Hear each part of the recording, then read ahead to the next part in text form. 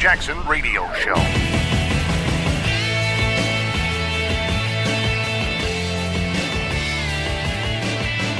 Agreement with the Palestinian people must preserve Israel's identity as a Jewish state with secure, recognized, defensible borders. And Jerusalem will remain the capital of Israel, and it must remain undivided. Welcome back, everybody. Obama says that, and yet he did nothing. He snubbed Netanyahu time and time again. Listening to the Kevin Jackson Show, KJRadio.com. Glad you're with me. And look, I'll tell you, to look at, I'd say, compare and contrast Barack Obama and Donald Trump, it's just a joke to do it. There's boldness with Donald Trump. There's nothing but fear and poll checking of the leftists with Barack Obama. Nothing but that.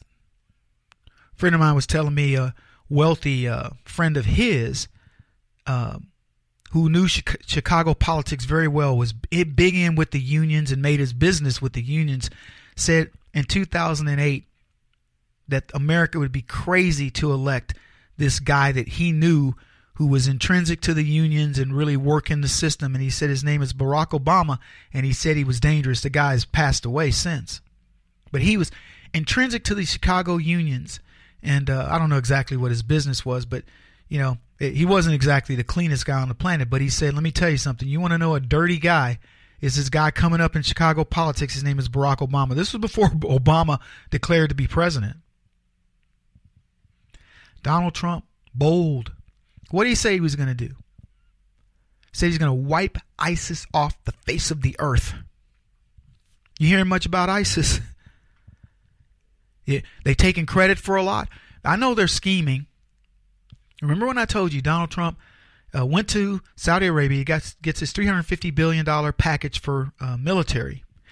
And I said to you, that's Donald Trump's warning to the world. You're going to protect yourself from terrorism, not us. Number one, you're going to pay for it. And the second part of the equation is, if you don't do what you're supposed to do in the way of terror, then we're going to not allow you to be part of our marketplace. And what's happened in Saudi Arabia? You guys aware of the big changes that are going on there? Well, they've been arresting people. The young Crown Prince Mohammed bin Salman has taken his riskiest gamble yet with the stunning arrest of top princes, military officers, government officials, influential businessmen. He's draining his own swamp. You want to know why?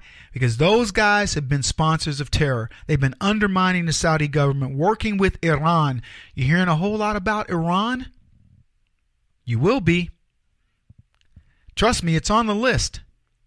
But Donald Trump is saying, everybody wants me to go confront Iran directly. You know what I'm going to do? I'm going to confront them indirectly. I'm going to make the Middle East fix its own mess. Because you know why? I don't have enough knowledge about how to fix their mess. But here's what I will do. I'll start if Iran thinks they can be the sponsors of terror, I'll be the sponsors of peace. I will make Jerusalem, what do they call it, the capital? I'm going to move our embassy there. And you know what's happening? The world is starting to respond. Other countries, you know what? We're going to go ahead and follow the bold move of Donald Trump. Don't you love that? When I tell you the United States is the group of people, we're the country rather, who sets the pace of the world. And I want you to think about everything that's going on right now. Make America great again. He went to Poland. Make Poland great again. And Donald Trump is it. Do it. Love it. Love that you want to make China great. You want to make this and great. But you know what? We can all be great and we can all work together. It's like a team of athletes and all of them are good. Do you want a team of, you're on a football team and you go, yeah, our center kind of sucks, but the rest of us are pretty good. Or, no, we've only got a great quarterback, but our receivers have T-Rex hands, or alligator hands. You want everybody great. And then the team is great. Everybody wins. If your team wins a Super Bowl and you're part of that team, everybody on that team in the contract negotiations to follow makes more money. Why? It's not a tough concept. You know what you think about in terms of world potential for the world? Think about the number of people in the world and how many of them live in squalor.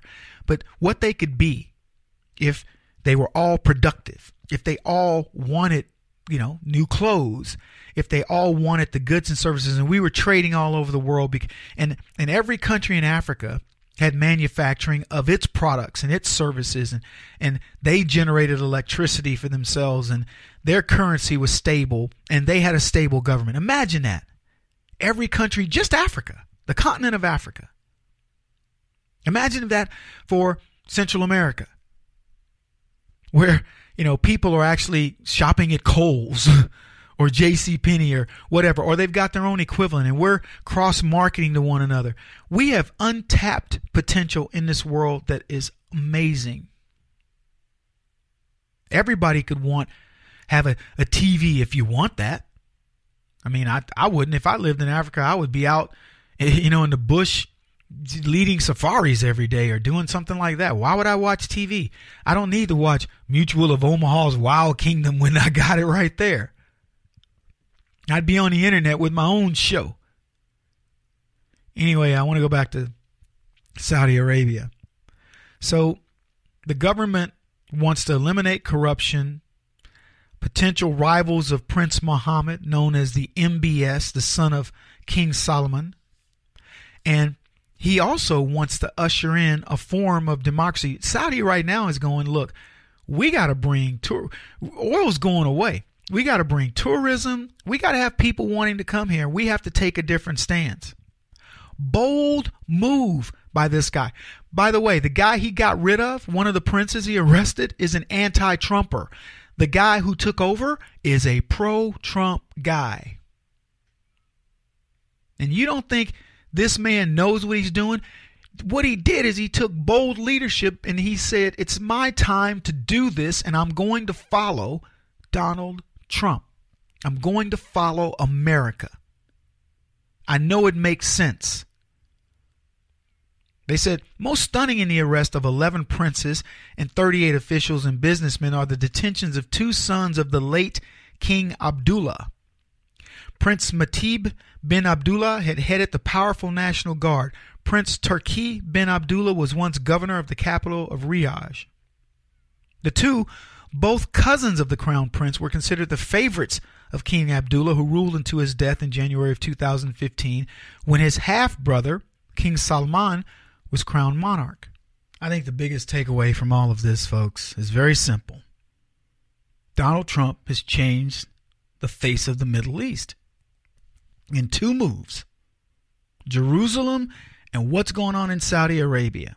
Saudi Arabia is going to fight Iran to make sure that the terrorism doesn't spread. And what a strategic move to do this. I mean, what can I say? I don't want to say genius yet, but certainly a good move.